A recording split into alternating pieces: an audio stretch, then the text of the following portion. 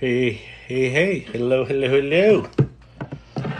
Welcome to the AI Learning Lab. Just getting started here tonight. It's Sunday night. What's up, J-Word?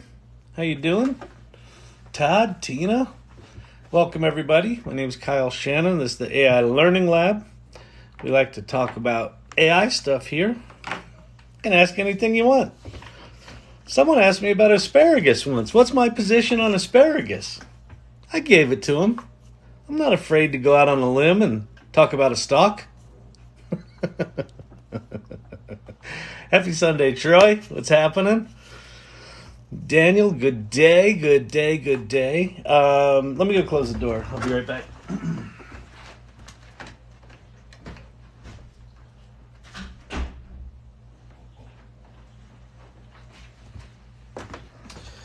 Welcome to the AI Learning Lab. My name's Kyle Shannon. A little bit about background on me while we're waiting for people to come in. Do me a favor, feel free to share the live or hit the like screen, do stuff like that just to let people know we're going live. And what was I going to say? Just a little bit about my background. So I'm an entrepreneur of many years. I've started 12 or 15 companies. My current company is an automated video storytelling platform called Storyvine. We've been around for 11 years. We do a lot of work in healthcare and pharma, and I'm now starting to roll AI deeply into the strategy, value proposition, and product roadmap of my 11-year-old company, which didn't have much AI in it before. It had a lot of Aristotle in it, but not a lot of AI. That's changing. I was also one of the co-founders of one of the early digital agencies in the mid-90s when the World Wide Web first came out. I started a company called agency.com, which ended up being one of the early innovators in the web space, building websites for a lot of the Fortune 500. And why this channel exists and what I'm really talking about here, like the parallels between the early days of the web and the early days of this generative AI stuff are insane.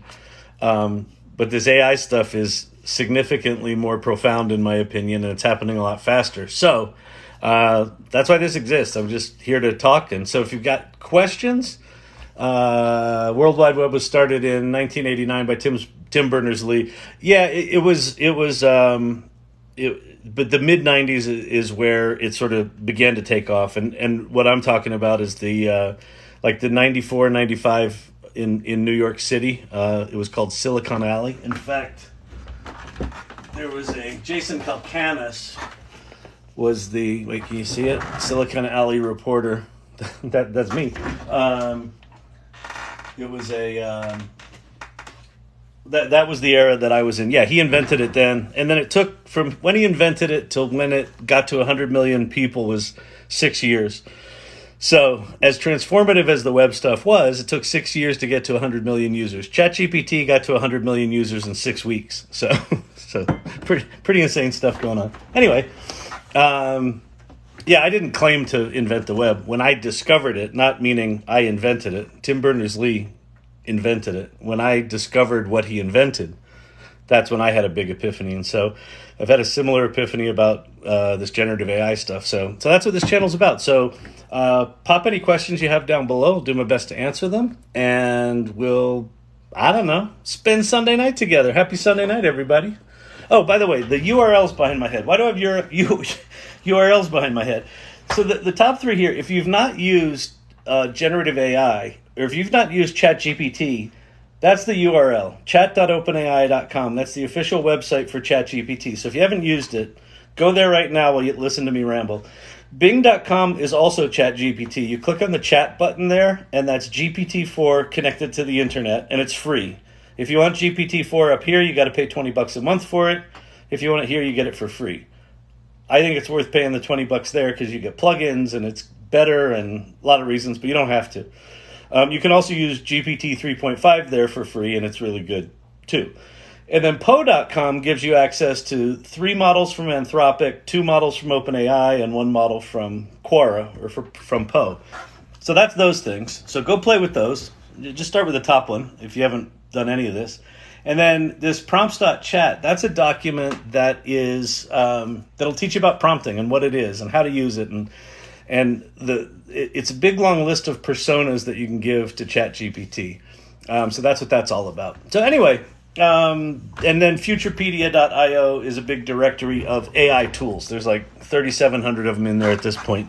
Most of them are crap, but that's what that is. So anyway, pop questions below. We'll have a conversation. We'll kick some things around. I'll probably cuss a little. So if you don't like that, don't stay.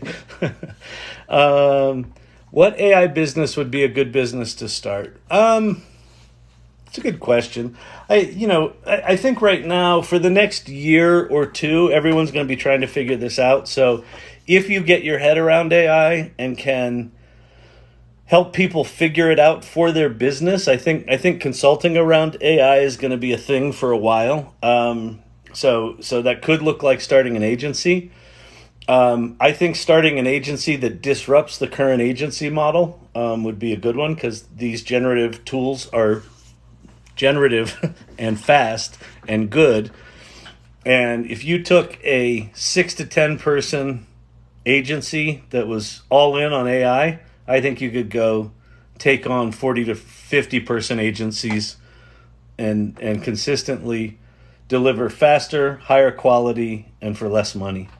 And that's going to start happening. So I think you could absolutely just go annihilate some big agencies. Anything that looks like SaaS kind of software development, like I'm going to make a tool that uses AI to write you articles or write you this or write you that. I feel like the competitive space there is going to be insane. And in fact, futurepedia.io, like that's like of the 3,700, tools that you can play with here, 3,500 of them are just like duct tape sitting on top of a ChatGPT prompt, basically. So there's going to be a lot of that. So I would say don't go thin. Another area that might be interesting is if you've got access to proprietary data, that could look really interesting. So think, your data set GPT. So Bloomberg is a big financial information organization that they charge a boatload of money for access to their information. They announced Bloomberg GPT. So you're going to be able to do ChatGPT-like stuff, but on trusted Bloomberg financial data. So is that going to be a hit? I don't know, but they're the only ones that have their data. So if you've got access to big data sets like that, there's probably some interesting stuff to do there. Depends how geeky you are. If you want to, start digging in the tech stuff, like playing around with autonomous agents and things like LangChain, and starting to figure out the kinds of agents you can produce, I think that's going to be a massive market. But I think in that case, you're going to be competing against, OpenAI, Microsoft, Apple, right? Everyone's going to be doing autonomous agents, and the biggies are going to do it really well. So you might get whacked.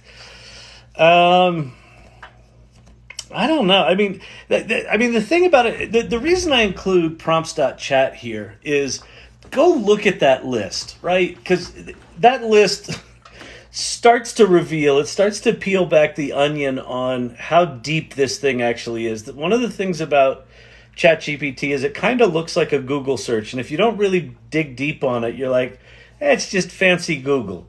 It's way more than fancy Google. So at prompts.chat, it says like act like an accountant, act like a therapist, act like a business coach, there's all these different act like a. And what you're doing is you're kind of setting up ChatGPT to be really good at that thing. In my opinion, that list of personas is probably a list of businesses you could start, right? You could figure out something interesting in that. The other thing that I'd say, Jason, is what are you good at, right? What's your current job? Are you a project manager? Are you a creative? Are you a logical thinker? Are you a people person? Are you a systems person? Figure out what you're good at. Figure out, especially if you know the kinds of problems that, people that need your services are consistently solving, learn AI well enough to understand how you might be able to solve their problems better, faster, or cheaper, or all three ideally, using these tools. And I don't just mean these three. It could be Midjourney if you're on the creative side. It could be music and animation tools if you're on that side. You could be using Canva with automated content generation. So there's all sorts of flavors of this stuff right now. But if you're just getting started, start there. But I don't know. There's the answer to your question is why I'm all over the place with it is generative AI is just a tool. So it's not like it's going to be an AI business. It's what you need to create is a business that uses AI, right? And so I would sort of put it back on you to say, what's a business that you think needs to be in the world? And then start to figure out, can you do it with AI 10x better than what's out there? And the answer is probably yes. Sorry,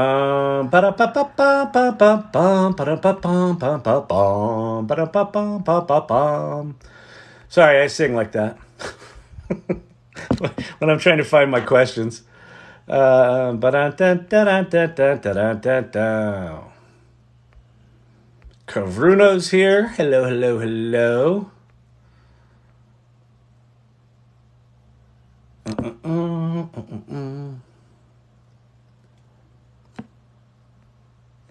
Been playing with ChatGPT for a month or so. Still don't think I have access to plugins. So let me show you something.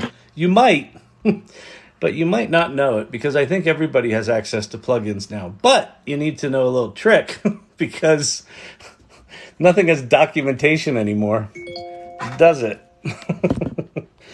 All right, so let's go to, so here we are at ChatGPT. So if you've paid your $20 for ChatGPT Plus and you've got access to GPT 3.5 and GPT-4, when you go to GPT-4, you should see three options there: default, browse with Bing, and plugins. If you don't see these bottom two, see how they say beta? It means that you haven't actually enabled the beta features. So how you do that is you go to your profile, you go to settings, and then there's a beta features option. You click on that, and there you have to turn this shit on.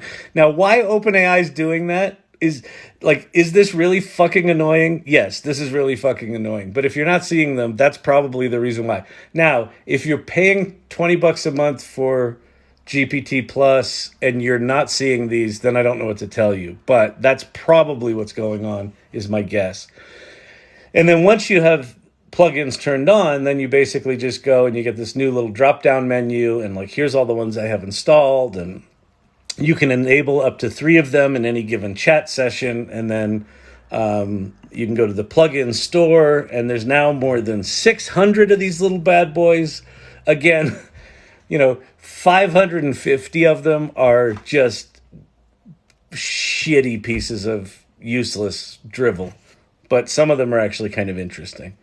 Let's see how many. 151 times 4. That's how many there are. So 604 plugins. So hopefully that helps you, Walters.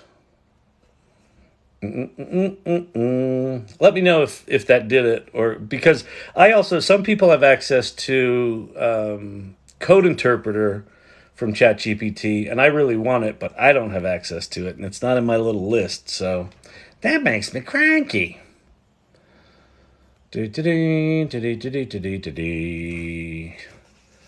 All right. Can my phone know what I am thinking? How is it doing? Can my phone know what I'm thinking? How is it doing? I don't quite know what that question means.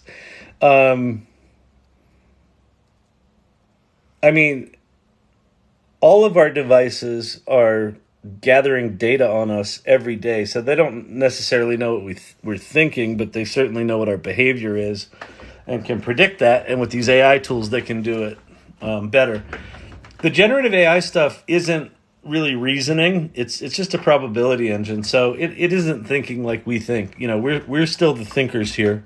It's just providing us instant access to all of humanity's knowledge. So that's pretty amazing. But if you rephrase your question, I don't quite know what you're asking there, but I'm happy to do that. All right. Now, let's see. Which one do I recommend for SMMA? Someone asked me that the other day. I forget what SMMA is. Hold on, please. I do. When I saw it, I was like, oh, like SMMA. Social media marketing agencies? Is that what that means? I thought it meant something else. What does SMA stand for?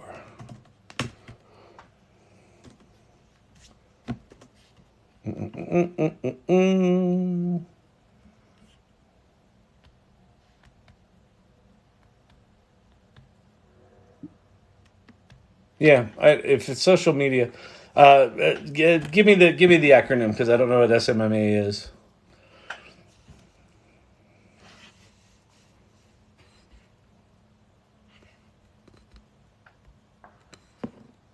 All right, let me just do something here.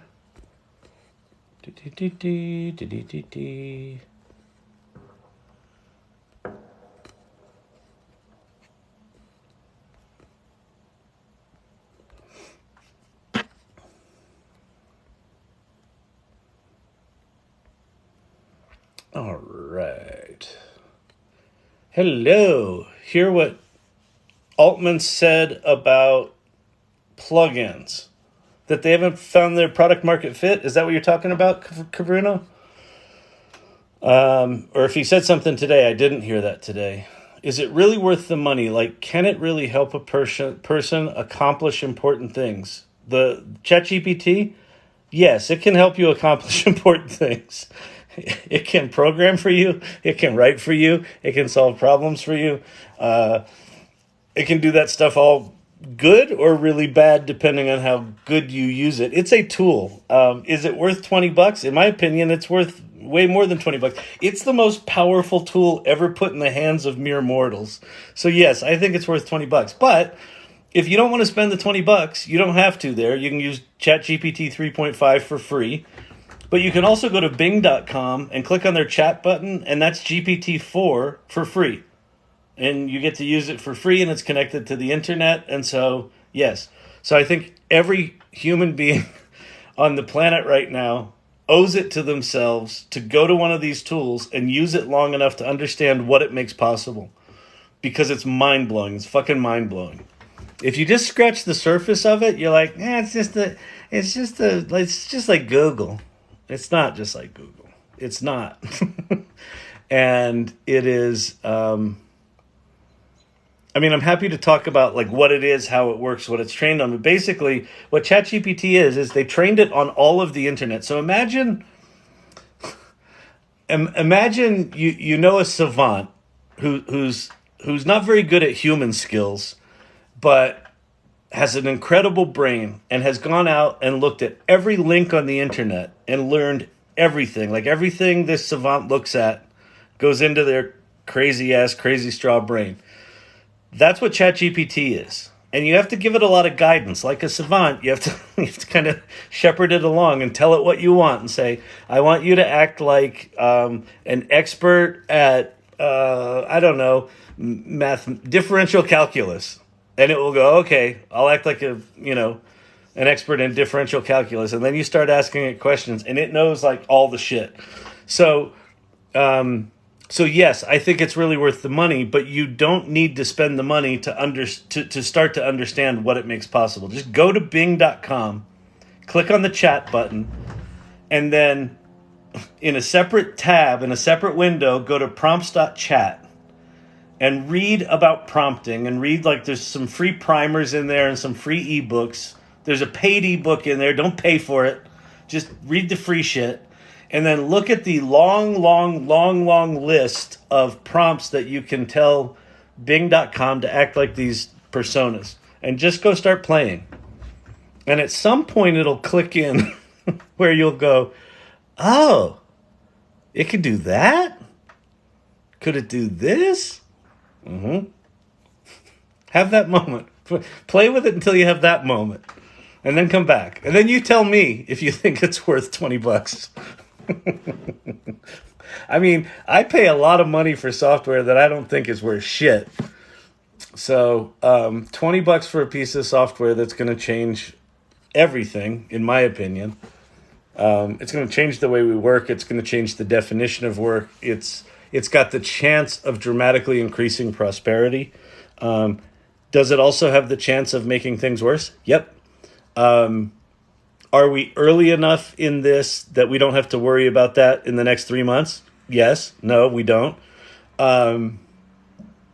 Is it early enough that us as individuals, if we do good things with this and share that with the world, it may actually have a positive impact on the trajectory of where this goes? Yes. That's why this channel exists. All right.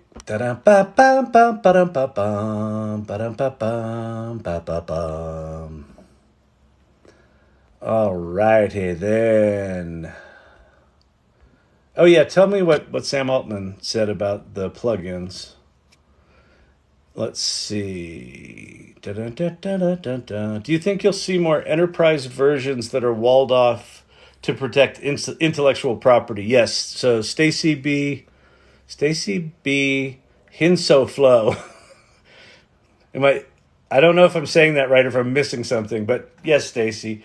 Yeah, I think that's probably the next big area where these tools are going to improve dramatically and quickly. And so when Google rolls Bard and whatever other AI tools into the Office suite for Google Office, and when Microsoft rolls Copilot across Office 365, both of them are going to make it very, very easy to essentially GPT your own data. I think Apple's also going to be really good at that. I also think proprietary data is where businesses are going to find competitive advantage with AI. Because one of the challenges with generative AI is that every business that gets started is going to be really easy to knock off, because you're just going to be able to take this tool and go make me a business just like that one, and it'll just vomit it out and make it for you. We're not too far from that. So then what becomes competitive advantage, I think, starts to look like proprietary data. So I think it's very, very important for businesses, because businesses won't use ChatGPT if they feel at all like, their private data is compromised in any way or at risk.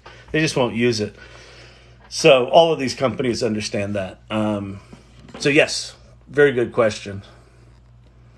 All right. That your travel guide is an excellent tool for travel. Is that your travel guide is an excellent... Is it called That Your Travel Guide? I'll look that up. Supposedly Bing is now available for iOS ChatGPT app, but I can't seem to activate it. I couldn't either. The interface for the iOS app is shitty. So what do you have to do? Okay, you have to do this. You have to go to your settings, which is in the upper right-hand corner. Sometimes settings shows up there, sometimes it doesn't. In a little hamburger menu, sometimes it shows up, sometimes it doesn't. But get into settings and then make sure that Browse with Bing is turned on. And then what you have to do is you have to go New Chat, which I think is... I can't run it here. Do I have it there? No. Basically, you go to New Chat, which I think is in the upper left-hand corner. I think you click on your face, and then it says New Chat. When you say New Chat, what you get is what looks like what you see in the web version. So let me show you. So, okay. So in the web version, you go to this New Chat thing, New Chat, and then you see how you've got GPT 3.5 and GPT 4. In the iOS mobile app, if you say New Chat, you get this same thing. And then you click on GPT-4, and just like this one, it drops down 2 menu items, Default and Browse with Bing. So if you're expecting it to browse with Bing and you haven't explicitly said, use the Browse with Bing feature, it won't do it.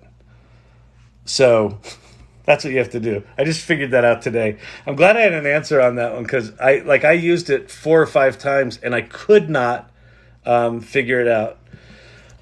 Please comment on Playground. Okay, I'm happy to do that. So what we're looking at right now is ChatGPT. Now, ChatGPT is a very thin application sitting on top of the GPT 3.5 and 4 large language model, which is the engine that sits underneath it.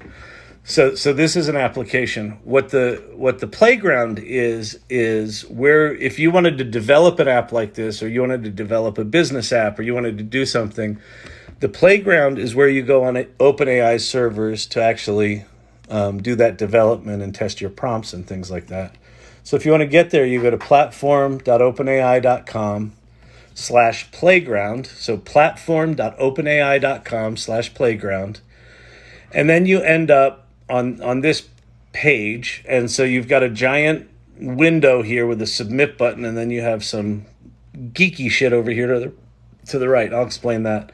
When you first get here, you're in a mode called complete, which basically it will complete something for you, like write me a business plan for a lemonade stand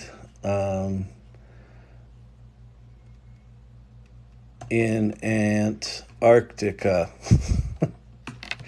And then you say submit, and it will now write you a little business plan, executive summary.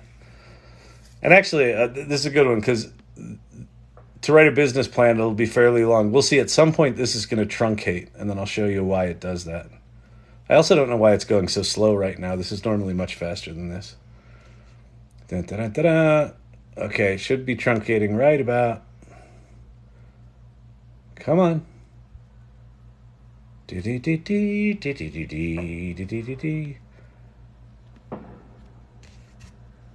That's weird. It's not truncating. Huh. Oh, there it did. Okay, there it stopped.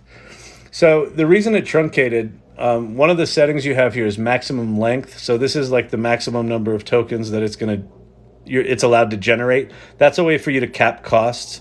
You also have a thing here called temperature, which is from 0 to 2. This used to be 0 to 1, so I don't know I don't know if 1 is the same as it used to be. Like, is 1 50% now, or is 1 100% and 2 is 200%? I don't know. But basically, temperature means the lower that you put it, the more precise it is. The higher that you put it, the more creative it is, just in simple terms. And then you also have different modes. You've got complete mode, which is just a simple, you send it a prompt, you get back a completion. There's also chat mode, where you give it a system prompt. So the system prompt here will be like, I want you to act like William Shakespeare. And when anyone, asks you anything, well, we'll do it now. So we'll say, you are Shakespeare, and you only respond in iambic pentameter in highly dramatic responses. And then, so if I come over here now and I say, can you explain how internal combustion engines work, ? And then if I submit that, it should now tell me how an internal combustion engine works in iambic pentameter, which it did.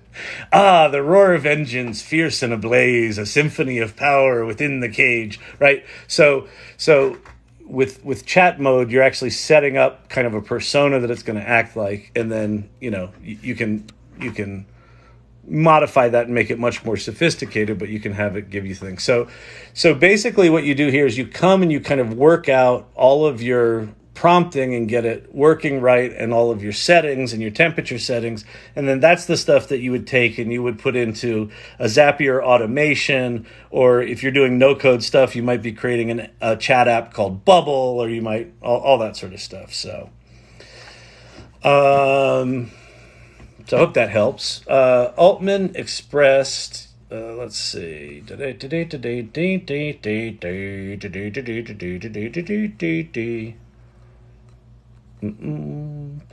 Okay. Altman expressed skepticism about plugins product market fit. Yeah, that's what I thought it was. For SMAA, not SMMA. Okay. Yeah. Sam Altman has said basically people aren't using plugins. There's a couple of reasons why. The interface for them is dog shit. The quality of them is worse. He's got it buried underneath a beta feature that you have to know is there to turn on. They're not just automatically there for everyone. And it's really unclear why and how you use them. I think that plugins are also probably just a stepping stone to how autonomous agents are actually going to work. So right now, with plugins, you have to know they're there, you enable them. You then go look through 600 plugins. All of them look kind of interesting and cool, and then when you actually use them, you're like, is it me or does that suck? And the answer is it sucks. and then so you have to do all that just to get to understand, okay, this plugin's actually interesting, that one's not, right? Okay, so now I've got a set of 10 interesting plugins. Now I have to figure out which of those 10 plugins I'm going to use in any given chat session, depending on what I want to do in the chat session, right? So what the plugins kind of presume is that you know what the fuck you want to do, right? So if I know I want to go plan a trip, I might go to ChatGPT and say, okay, rather than just having it go to the internet and look at anything, I'm going to use these plugins because they're special travel plugins. And so I'm going to enable 3 different travel plugins, and then I'm going to ask it to plan my trip. The problem is sometimes those plugins aren't great, and you would have been better off just having it go search the internet. But also I think just most people aren't quite that intentional yet with ChatGPT. I think everyone's trying to figure out, what the fuck do I do with this thing? How do I actually use this thing? So I think so that's kind of the problem right now, is that to get real use out of the plugins, there's like 20 steps that you need to do up front to even get your head around what they are, and then you have to start using them in this really intentional way. I think where these things go in the future is that plugins will still exist, but we just won't really see them. They're going to drift into the background, because what you'll do is you'll say into your magic box, I want to plan a trip. And the magic box will figure out, do I need to use a plugin? Can I just get that off the internet? Is it something so specialized I need to write my own API for? And I'll just write a custom API, call the data, and deliver the answer based on that custom API. Like, that's where I think we're going, is these things are going to be a hell of a lot more intelligent about solving your problem. So rather than you having to be the architect of the application, all you have to do is have your goal, right? And that's the promise of autonomous agents like AutoGPT and Baby AGI and all that sort of shit. The promise of that is you just say, I want to go to Cincinnati 3 weeks from now, and it will go figure the rest of the shit out. The reality is it's not very good at that right now. And the plugins are not very good right now. So the grace that I'm trying to live within with all of this AI stuff is just understand how fucking early we are. Even though machine learning and AI has been around for 20 or 30 years, this generative AI stuff, the sort of post-ChatGPT stuff, is only 6 months old.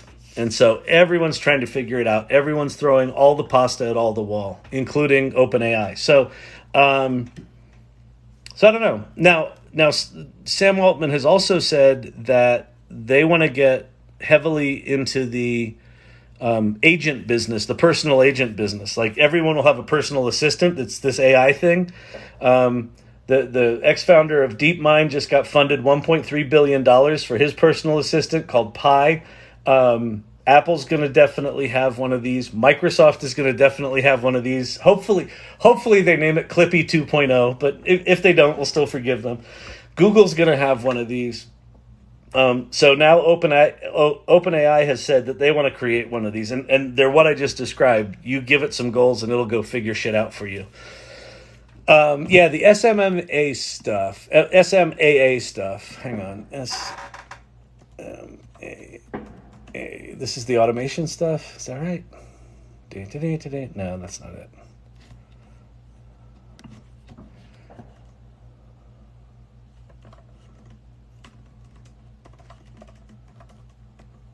The answer to the SMAA stuff is that I don't know. I don't know the tools. I would go to Futurepedia.io and just look for that there. I'm sure there's tools out there for it.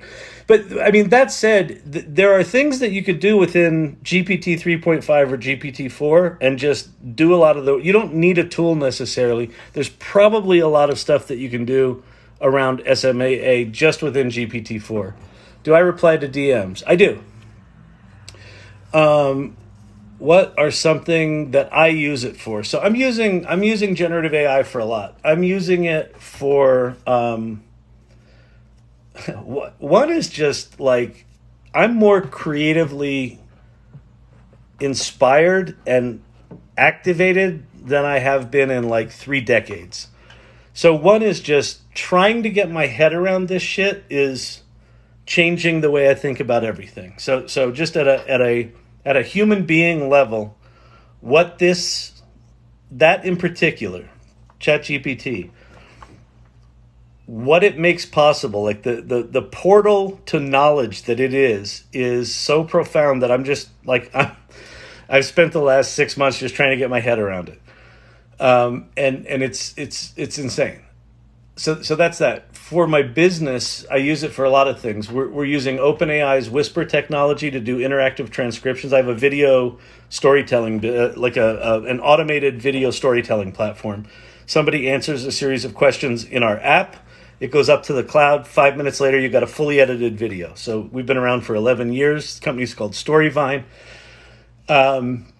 So now for every video in the system, we've got interactive transcriptions that are generated by Whisper. So they're actually really good. Like I haven't had transcriptions for a decade because the transcriptions sucked or they were expensive or they were slow or you had to use people. These are just good. You put them in there, they're good. So there's that. The way we create our templates for people to tell their stories, we have to write these prompting questions. So I created an engine where you answer a few questions about a story that the client wants to tell, and it will automatically write you a set of questions. And they're as good, if not better, than what we would create over a 2 to 3 hour, 2 to 3 single hour sessions. It knocks them out in 30 seconds. I'm also looking at completely re-architecting the value proposition of my company, the product roadmap of my company, and the long-term vision of my company in the face of this. So there's not much that I'm doing personally or professionally that doesn't somehow involve this. So that. I also started a community called the AI Salon, which you're welcome to join if you want to hang out with a bunch of geeks trying to figure this shit out. And I started this channel. So, I'm now a 58-year-old influencer. I got to take me some twerking lessons. Can ChatGPT teach me how to twerk? How do you suggest starting with it? That's what this channel is all about. That's why. So here's the deal. For those of you that have been here before, I apologize for this because I go over the same shit over and over again. I will change out these URLs that are behind my head when I think it makes sense. But the reason they're there, the reason all this is there is to answer your question, DJ. Just go here. Go to chat.openai.com and start playing. It's going to look like a Google search box, and you can type something in and just start with what I call parlor tricks. Tell it to write a song for you, like a country song about some cliche topic, or have it write you a poem, or ask it to explain something to you that you have no clue about. Like I always say, explain quantum mechanics to me, and then it'll do it. And then it's still too complicated, and I'm like, okay, explain quantum mechanics to me as if I were a 6-year-old, and then I'll understand it. Or use metaphors, or do it like Shakespeare would do it. So the parlor tricks are just start to get your head around There's almost nothing that you can throw at this where it won't give you some sort of interesting response, or some sort of response. Sometimes it's interesting, sometimes it's not. And then the second thing to do is go to this URL, prompts.chat, and this will teach you about prompting. And prompting is, I saw a description today of that rather than calling people prompt engineers, we should be calling them, I think it was GPT psychologists or LLM, large language model psychologists. But basically, interacting with this thing is like a psychological exercise, and it very much is. Unlike a Google search, which kind of wants the most sparse prompt possible, like a Google search is just like, give me, the competitors to this company, and it will go out and do that. ChatGPT works better the more context you give it. So the more you interact with it and tell it, okay, I want you to act like this, and I'm going to act like this, and I'm going to tell you a little bit about what I'm up to, and then I'm going to have you ask questions, and so you can understand what I want to accomplish. And you have this back and forth conversation with this thing. And the more you back and forth with it, the better it gets in a given session. There's a point at which, in a given session, it will sort of forget where you started, and that can get kind of weird. But it's just the state of the art right now. But it's very much an interaction. The best way I can think about it is like ChatGPT is like you just hired an intern who needs a lot of direction, but who's brilliant, like knows everything. But he needs a lot of direction, or she needs a lot of direction. Hello, Tyrant Truth. Coach GPT, what's happening? How much is the program to use it? To use this? Nothing. If you want to use plugins, it's $20 a month. Bing.com is also ChatGPT for free. It's GPT-4 for free. And Bing.com has announced that they will support plugins once they're rolled out more largely. Rain, I gave you some examples of how I use it. If that's not clear, I'm happy to talk about other ways I use it, but those are the biggies for me right now. Ba-dum-bum, ba-dum-bum, ba-dum-bum.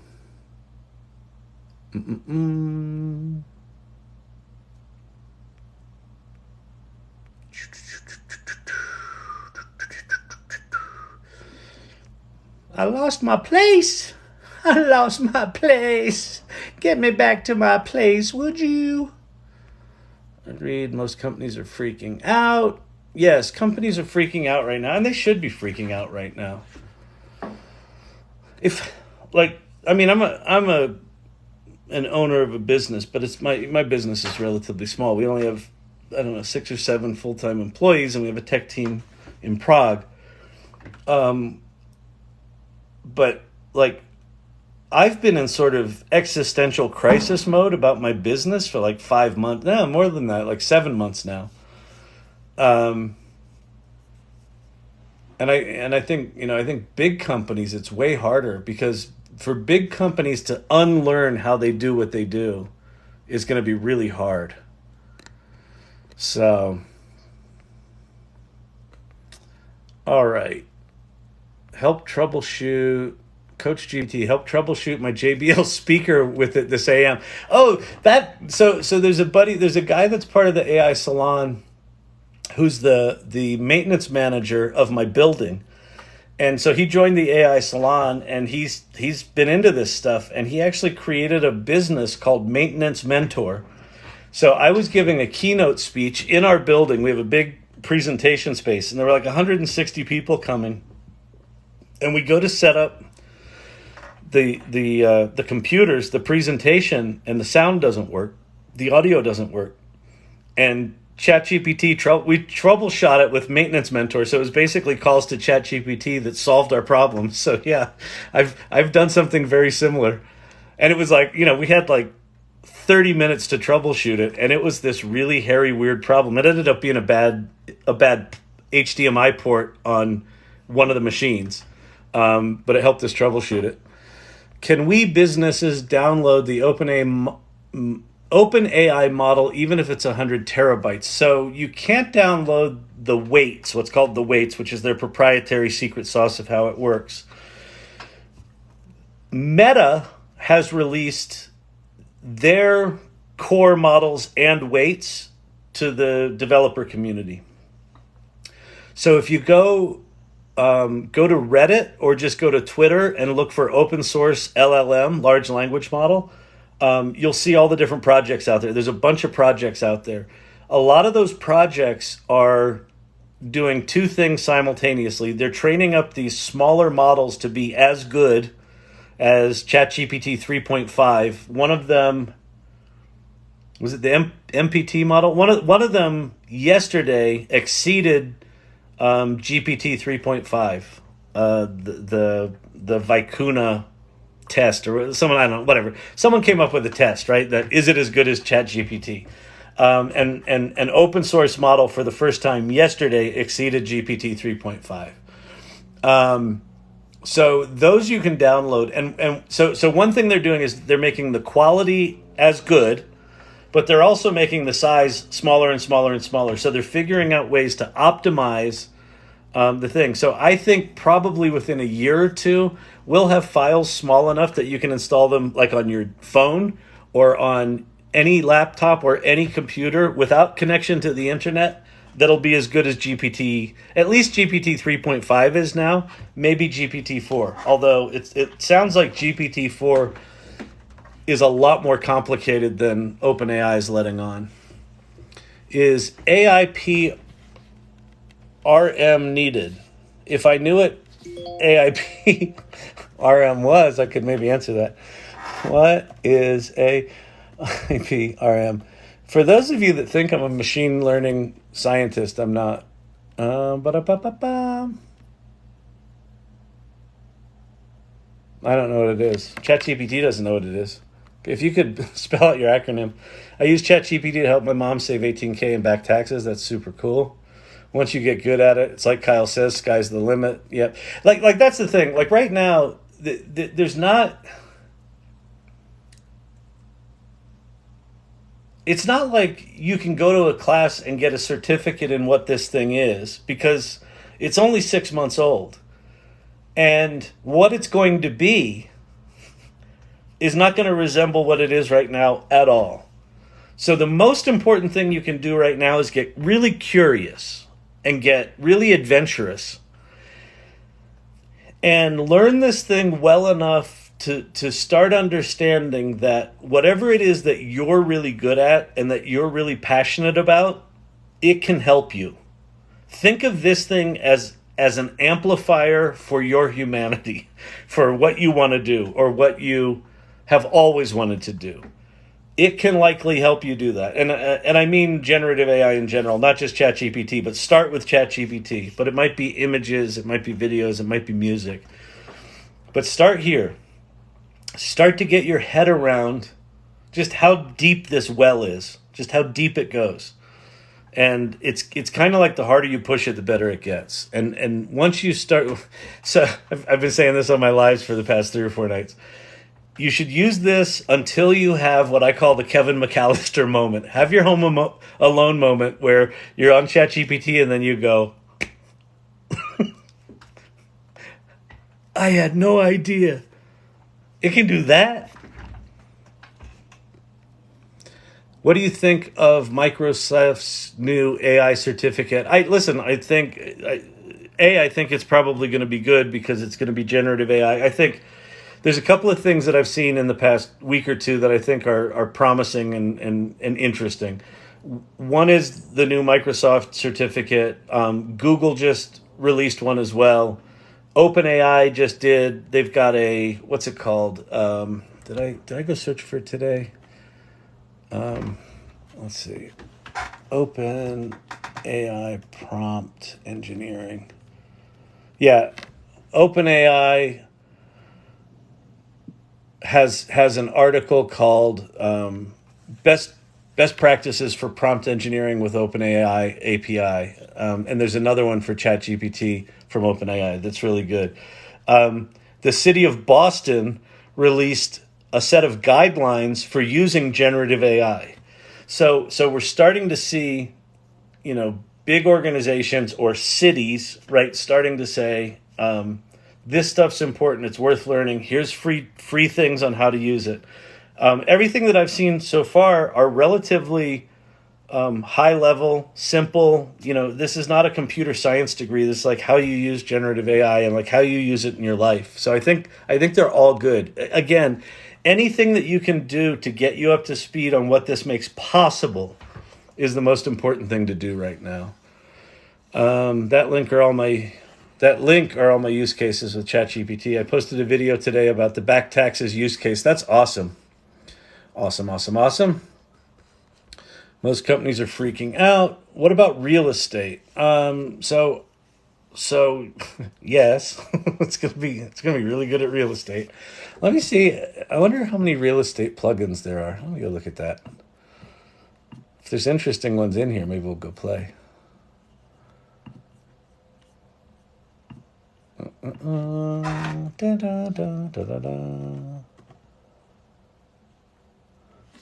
Top Hap. Enriched real estate data and location-based tools. I think just using GPT-4 connected to the internet or Bing, you can search for houses in a price range. You can do all that sort of stuff. I think it's going to be amazing for brokers and agents to be able to do marketing easier, better. I think the ability to do virtual walkthroughs right now is not super easy, but I think with Nerf technology, which if you haven't seen what's going on with the Nerf stuff, where basically they're just taking, a series of still photographs with a digital camera and it turns it into 3D, fully skinned models that you can navigate. Like that shit's happening. So I think that the ability for real estate to be able to do what they do much more efficiently, I think it's going to be huge. And again, if you're in real estate, what I would encourage you to do, again, go here, start learning what it can do, and then take what you do and see if it can help you do that. So give me a table comparing this neighborhood to that neighborhood and the pros and cons of each, and it will create you a table for that. It's a huge opportunity for people to become, in quotes, the expert. Coach GPT, yes, that's very much right. And here's the thing about being an expert in generative AI right now. There are no fucking experts, period. End of story. There are experts in machine learning and the science side of this, the research side of this. But with generative AI, with ChatGPT, kind of all this new stuff, no one's an expert right now, and no one will be for I'm guessing 2 years, because there's just it's moving way too fast. It's evolving way too fast. That said, start teaching yourself how to become AI literate, and as you do that, start teaching other people. Start talking about it on LinkedIn. Start sharing that you're doing this thing. Let people think you're fucking crazy. My friends and family think I'm just batshit crazy. My coworkers are like, oh God, he's talking about that again. I don't give a shit. This is some of the most profound stuff in the history of humanity. I'm in, right? So just start doing that. And what will happen is the people around you who want to learn about this stuff, when they think, I got to figure this out, they'll go, I know. I got to talk to that guy in the office. He was talking about ChatGPT and I told him to fuck off. Let me go take him out for a drink. Could you, I heard this thing might be taking my job. Could you hook me up? Be the guy that they come to. Be the woman that they come to.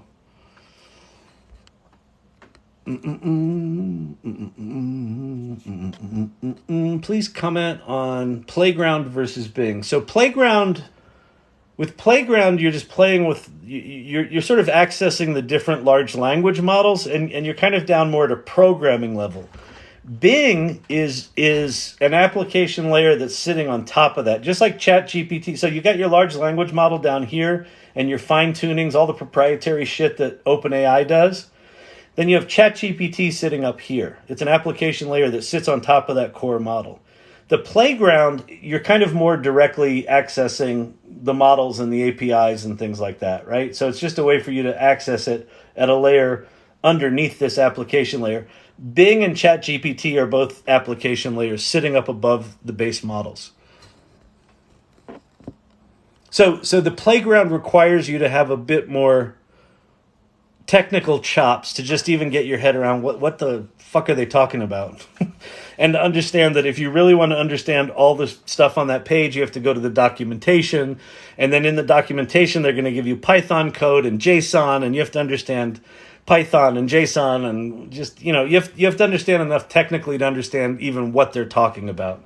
They'll talk about weights and embeddings and vector library or vector databases. There's all sorts of shit down there that when you use ChatGPT, you don't need to worry about that stuff. When you use Bing, you don't need to worry about that stuff. If you're geeky and you want to learn about that stuff, then that's why you would play in the playground. The playground does sound fun. Currently trying to justify $20 a month to my frugal employer to play around with GPT-4 versus 3.5. Keep working on your employer. Well, a way to maybe, get to your employer is figure out something your employer's really into and then show them what GPT can do. Maybe GPT connected to the internet. But you can just use the chat at bing.com. That's GPT-4 connected to the internet, right? So that's free. So in the interim between when your boss, coughs up the $20, or just pay for it yourself. But if you don't want to do that, then I'd just use Bing. Resumes are a fantastic use case. How did you get to Playground? You get to Playground platform.openai.com. So platform instead of chat. Platform.openai.com/playground. Do you do this in Playground? I'm not sure what you're referring to. But the white screen I was looking at was in Playground. GPT 3.5 in ChatGPT can only remember so many of your inputs before it forgets. That's correct. So it's got about a 3,000 word, what it's called, context window. So as you're chatting, think of like this sliding 3,000 word window where anything older in the conversation that's more than 3,000 words or so will be forgotten. If you're asking, well, why can't it remember? Just because it sucks right now and things are early.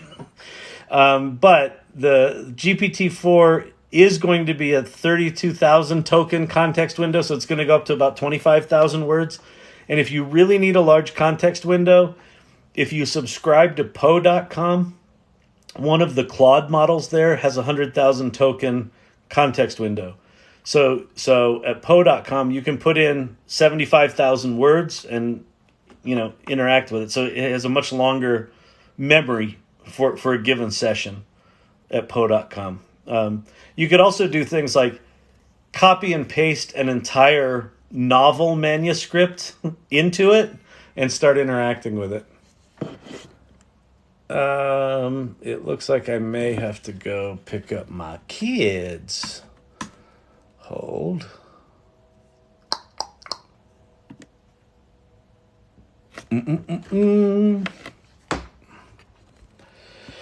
I've never known it to succeed in iambic pentameter successfully. Yeah, I know. Anything where it's actually got to count something. I noticed that too. It's iambic pentameter like. It doesn't quite have the right syllables. There's a lot of the problem with anytime you ask it to count or calculate or say, give me exactly this many words, it's really bad at that because of the nature of the prediction model. So it's kind of predicting the next most probable word until it's finished. So it may intend to only write 75 words, but it's just going through and predicting the next word. And if sometimes it's 65 words, sometimes it's 90, sometimes it's 78, sometimes it's 75. It's kind of random. So I think iambic pentameter is similar that way. But it gets close. It sounds Shakespeare-like. The other thing that you can do, a thing that probably would work, is if you got some writing, if you got a little description of what iambic pentameter was that really described it, and you had example iambic pentameter, I bet it would do good then. And it's also not good at, it can't do a Shakespearean sonnet very well because that's got a very specific 14-line structure that it doesn't get right either. But if you give it an example, it'll probably do good. That's a good trick with ChatGPT is if you just can't get it to kind of give you the nuance of what you want, give it examples. It's good at that. Let me check my text though. I think I have to go pick up the chillins. Da da da da da da da.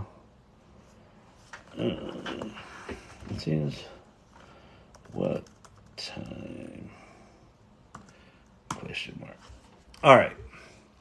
You get a ton of options for the models too, for a beginner and non-developer. Oh, Coach GPT is talking about the playground. Yeah, there's lots of other options there. Both the good thing and the bad thing about the OpenAI Playground is that it's more complicated. There's more options, right? It just means it's more complicated. But there are more options there. That's not iambic pentameter. I know. Language geeks. What website was that? I don't know. Which one was I on? I forget what I showed. Sorry about that. I think that was the playground. If it was the white one, it was platform.openai.com/playground. Thank you. That was helpful. You're welcome, Eddie. DJ cracked up at something.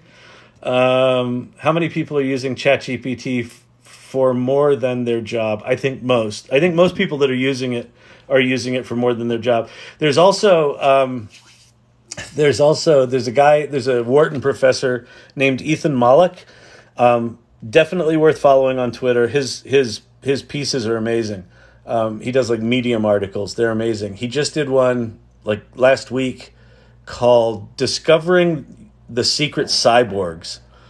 And what he's talking about is the secret cyborgs are... So in case you didn't know, ChatGPT went from 0 to 100 million users in 6 weeks. Fastest adoption of technology in history.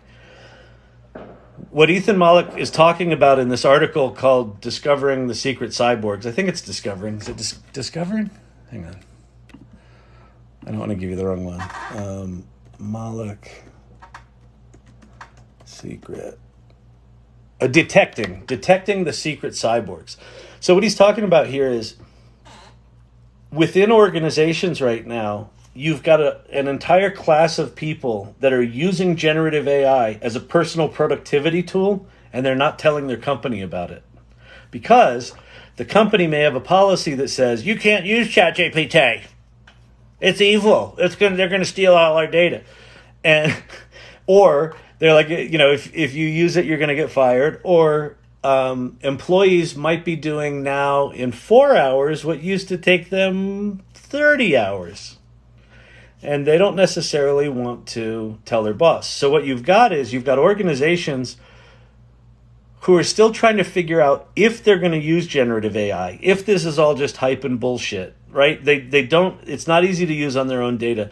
There's very unclear boundaries around security and privacy. So the companies are kind of slow rolling this stuff. The employees are kind of going all in, and there's this gap that's happening right now where you've got these secret cyborgs. And what Mollick talks about is that companies should aggressively go after their secret cyborgs. They should figure out who they are. Who's learning this shit? We're not going to fire you. We're going to celebrate you. Come teach the board what this shit is. So again, back to that idea of, I think there's huge opportunity for anyone right now to learn this stuff. Start telling people you're learning it. Don't be hiding it. Because as organizations start figuring out, we need to figure this shit out, you'll be the one they come to.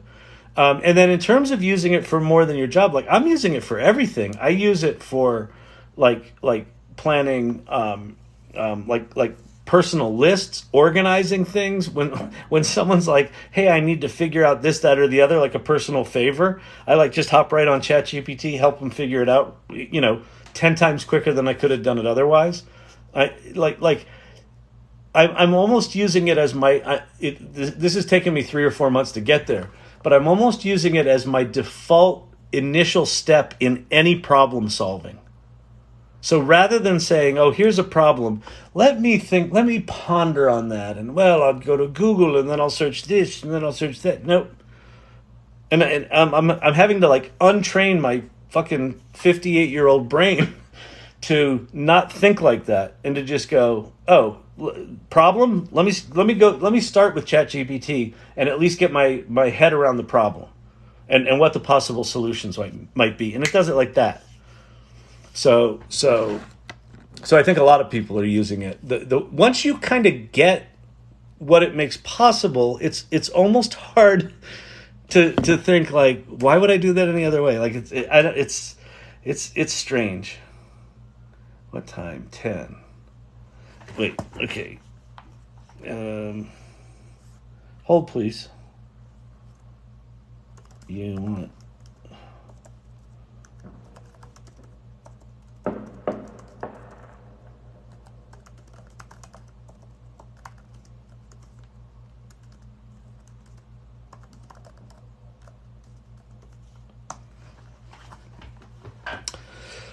All right.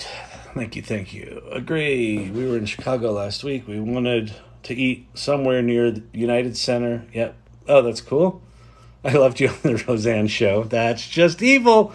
That's a Tom Arnold joke. I resemble that remark. I got a new haircut. I do this hair with the tall hair. I do. You know what? You're right. Right now with this haircut, as tall as it is, and with these glasses and with this dippy ass smile right now, I look like Tom Arnold. When he lost all that weight, was it right after he got the divorce?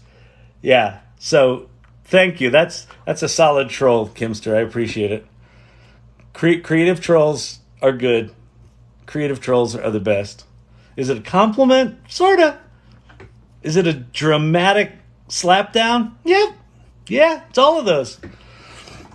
How would you be here by 10? Leave by.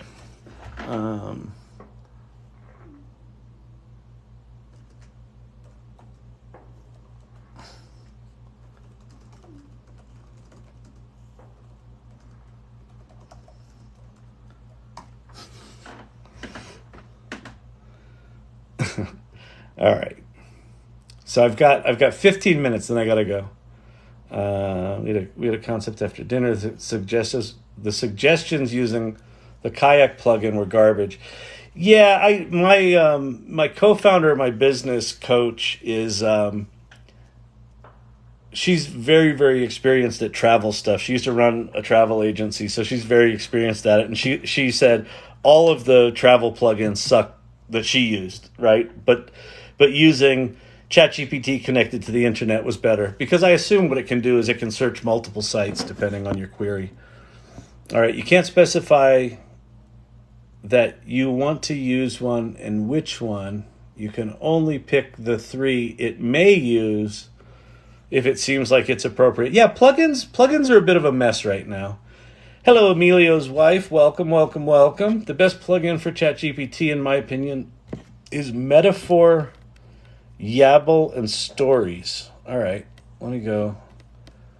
I haven't played with Stories. You've talked about in here before, but I haven't heard of those other two. So let me go get them. aiLL.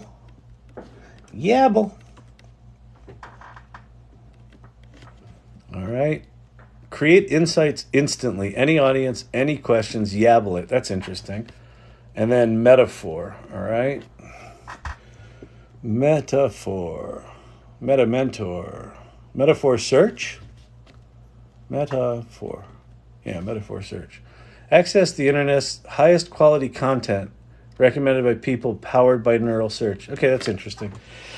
I mean, that's the thing about plugins. A lot of them are really just kind of gateways to specific sites. So if someone's got a site that does a very specific thing and it's been around for a decade, and they write a little plugin, like all the plugin's really doing is it's saying, here's a description of when you would use this plugin, and then if you're going to use it, here's the API for the shit you can send it and the shit it'll return back. So they're really easy to write, which is also the reason why a lot of them suck, right? Because people are writing plugins. Like one of them that I saw that just made me want to smash my face on the screen. It like rewrote the copy of a website for you, which was okay. It did it okay. But then it said, if you want, more things like this, come to our agency and, we'll do this for you. I'm like, it's just like an ad for an agency. But I'll play with those other two. That's cool. Thanks for sharing that. The future AI can easily replace us, so there's no point if we're here early or not. I don't know. Listen, I think it's really easy to go to the dark place. I'm trying to stay in the light. Just even though, I've got some shadow over here, like the dark is creeping, but I'm trying to stay in the light. I'm trying to stay in the light here. Jarvis is real. It's gonna be. We're not that far from it.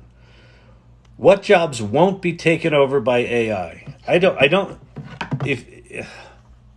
Listen, AI, it's easy to forget. AI isn't 6 months old. AI's been around for 2 decades, maybe, 2 to 3 decades, but 10 to 15 years where it's been, expert systems and things like that have been pretty powerful. So there's a lot of AI in everything we do right now. This generative AI stuff, because it is such a general use tool and because it's so powerful from everything from the highest paid knowledge worker all the way down to the most tactical, person. Certainly with knowledge work and creative work and any kind of computer work, I don't think there's a single job that won't be completely transformed by it. It doesn't necessarily mean that those people are not going to have jobs. It just means that the jobs they do and how they do them are going to be completely different.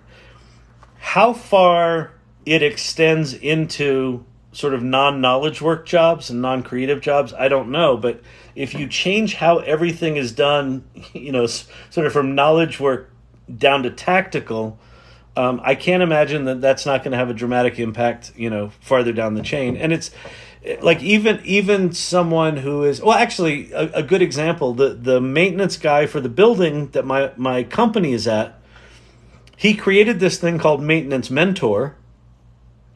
That tool, so basically what it is as a maintenance person running a building, you hire these mentors. So there's like the HVAC guy and there's the plumbing guy and there's the electrical guy and the, or person, that are these GPT agents, right? That teach you how to fix stuff and troubleshoot stuff. So, and he's also doing it so that it can translate it from English to Spanish, right? So there may be how maintenance people do their work and how they solve problems might change dramatically. They might be able to do it faster. They might be able to do it more efficiently. They might be able to do it better. They may be able to deploy an agent that, rather than them having to manually update the firmware for these 6 devices, an AI agent will just go do it. They'll just say, hey, go update all my shit. And it will know all of the systems. It will write APIs to go get all the updates. It will have access to all of the control systems that they gave it access to, and it'll update all the firmware. And it'll do it in the least busy time of the building, right? It'll do all that stuff automatically. So I can't imagine a job. I mean, what was it? Wendy's has now said that they are in active tests with virtual drive-through order takers. Hey, can I take your order? That person? I think it's Wendy's is now experimenting with that. I can't right now. I can't imagine a job that's not going to be affected by this shit. I feel that any job that is data entry will be gone soon. Data entry, customer service, all tactical execution. So think copywriting, photo editing, internal comms, reports, like all of it. If you haven't seen Code Interpreter, go to YouTube right now and just search for Code Interpreter ChatGPT. It's a new mode that's coming for ChatGPT that's a full-on data analyst that not only analyzes data, but writes Python scripts to generate reports. It's fucking insane. Thanks for the response. Hey, Thelonious. The image of the license plate was too undetailed to denoise. Yeah, I know. That's one of the... Hey there. That's one of the things. Whenever I see one of those TV shows where they take the completely blurred out thing and it turns into this, perfect sort of thing, there's a point at which where there's not enough data there to get it. So anyway, sorry about that. That sucks. Humans that can make mistakes. Humans can take mistakes and take too long. Yep. So this will speed that up. The other thing, so because I know there's a fair amount of people here. This isn't all Shangri-La. So ChatGPT does what's called hallucinating, if you don't know that. Basically, it will lie to you. And it will confidently give you an answer, even if it's wrong. So I like to call it mansplaining as a service. I didn't come up with that term, but I love it. Like a good man, it will confidently answer you, even if it ain't right. It does that a lot. And there's reasons why it does that. That will get better over time, but just know that. So if you're using this to do anything like, say, write a legal brief, it can be really good at writing legal arguments for you, but it will also cite cases that don't exist. So check them. If you're putting it in front of a judge, for example. Is the AI salon on TikTok or where? Here, let me show you I'll show you the info for the AI salon. So that's the URL, the salon.ai. That's there's a link tree there. So we've got a meetup. We meet every other week. The next meeting is next Wednesday, the 5th. We usually meet on Tuesdays, but Tuesday's the 4th. So we're going to meet on the 5th. And we're doing a cool thing called AI Confessionals next week where people are just going to talk about, here's something I did, here's something I learned, here's my big insight. They're fun meetings. We usually have speakers. We also have a Discord server where you can geek out and ask questions and play with Midjourney. And then we have a LinkedIn group as well. And then this Everyday AI is a newsletter that I do with a guy named Greg Mushin. And we do cool sort of Twitter threads there and things like that. No, please, Kyle, no twerking. I know. I just taunt people with my threat of twerking. If you're going to troll in here and you don't troll creatively, I will twerk. I will punish everyone in here if you're not a creative troll. Why does ChatGPT not use a continuous knowledge base? Okay, because the way that they actually train the base model, the base large language model, is actually a very manual, time-consuming process. They're basically identifying and tagging, like, probably hundreds of thousands of data sources. And then it's millions of dollars of GPU compute time. They're basically using GPU-enabled AI supercomputers to train these models on massive data sets. So basically what happens when it's called embedding. When they're embedding a data set, they're turning it from words into what are called vectors. So it's a series of numbers that basically plot these words into semantic groupings mathematically. Like, it doesn't even know they are words. They're just number vectors within, like, many thousands of dimensions of space, like mathematical space. So when you do a prompt, what it's actually doing is it's saying, based on all of that prompt, what is, based on all of the words that I know in all of these, meaning regions, what's the next most probable word in the sequence? And then what's the next most probable word after that? And the next one after that. So the way it actually does what it does is pretty fascinating. But it's a very, very time-consuming hardware and human being heavy process, and it just takes a long time. It's like 6 months to a year, something like that. So that's why. But because they're now connected to the internet, it kind of fills the gap. And over time, I would think that they're going to find ways to augment the base models with maybe once a month they update them or something like that. I don't know enough about how it works. That might not be possible, right? So with current technology, but someone will figure that shit out. But that's why there's the I only know anything up to September 2021. That problem. I love trying to figure out the best way for word prompts for AI. I know it's like I saw it described today on Twitter as a large language model psychologist, that you're more like a psychologist when you're working with this thing than an engineer, that you're really trying to figure out you're really trying to figure out, like, how do I give this thing enough context like you would give an intern so that that intern can get the job done. I do too. I'm the same way, Hercules. It's there's I don't know, something really gratifying about the problem solving that is prompt writing, because it's creative and it's technical and it's like magic and it's completely unpredictable, right? So it's like this amalgamation of all these different modes we sometimes work in. I think Kyle is asking Bing how to make it. Oh, to his kids in 17 minutes. Oh, I was talking to my kids before. They were like, I was like, when do you want me to, I don't know what I said. I said something and they were like 10. And I'm like, do you want me there at 10 or should I leave at 10? And there was a whole back and forth. Sorry about that. The ADD thing, sometimes I just exit conversations without any context. I'm the guy they come to at work. You should strive to be the person at work that people are like, when they finally get the itch up their butt to go, I need to figure out this AI stuff, you should be the one they come to. How will they know that? Because you talk about it. Which one is the free? Well, ChatGPT is free, but it's only, the free is 3.5. If you want 4, you have to pay for it there. Bing.com is also free, and it's ChatGPT 4 for free.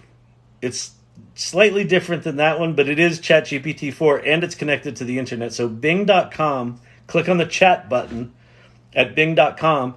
That's ChatGPT 4, and it's free.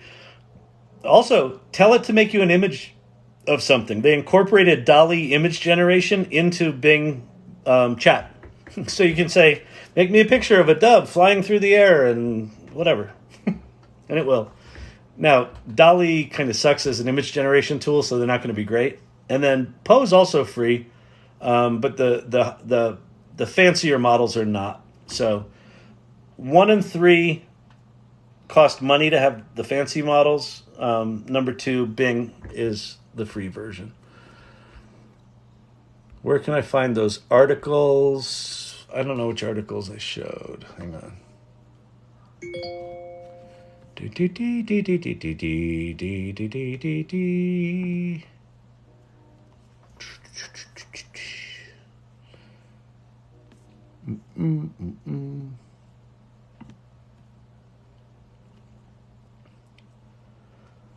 So go to help.openai.com.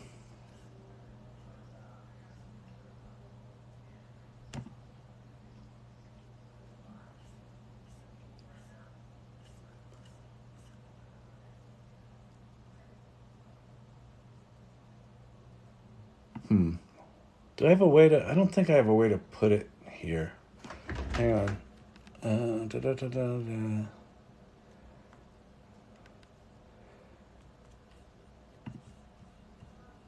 Go to help.openai.com and search for the article, How Do I Create a Good Prompt? And then click on Quick Start Tutorial. And that gives you... There's a really cool thing that OpenAI did where they teach you how to do some prompting. But you can also go to this thing, like why I have this here. Prompts.chat will teach you about that stuff as well. How am I doing? Oh, I gotta leave the kids. Oh, AIP-RM is a Chrome plugin that pre-prompts you. It also costs $20 for the premiums. I am not paying for any Chrome plugins right now simply because they're too sort of fleeting. They're too easy to build, and they're too easy for people just to do things that look slick on the surface but are just kind of bullshit. that are ultimately going to be replaced by something that one of these major companies does. So I'm not playing with them right now. It doesn't mean there aren't good ones out there. There probably are. I just haven't explored them. For me right now, I like a more pure experience. Like I really, the more I can get my head around understanding how the hell this thing works and how I can make it work, that right now is serving me. So all the plugins and all these little apps that are kind of pre-prompting for me, I'm just kind of resisting them because I'm like I don't want to get lazy because we're gonna get lazy soon enough. Like within a year, we probably won't have to prompt like we have to prompt now. So that's why I just go there. Anyway, thanks for hanging out. Maybe I'll pop back on later. I got to go pick up the chillins. So I'm out of here. Everyone have a great Sunday night. Have a fantastic 4th. I'll probably see you tomorrow, if not later tonight. Peace, everybody. Thank you, thank you, thank you.